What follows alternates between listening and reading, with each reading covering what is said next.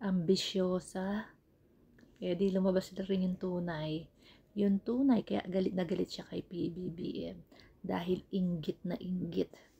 Grabe, no? Kadugo. Ate pa man din. Ate, Diyos ko po, kadugo pa man din.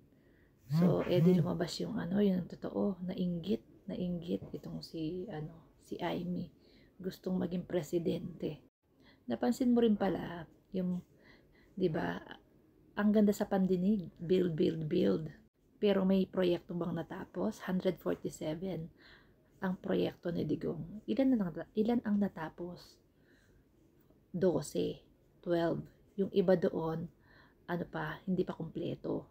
Si PBBM pa ang nagtuloy.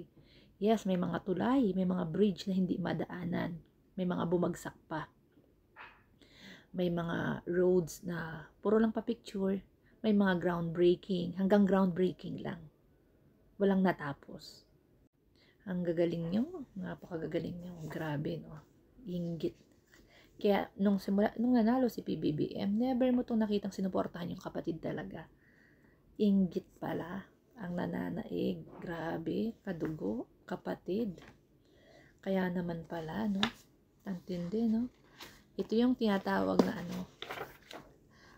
sakim, ganid, sa posisyon, sa power, diba, sa kapangyarihan. Ganid sa kapangyarihan, sakim sa kapangyarihan.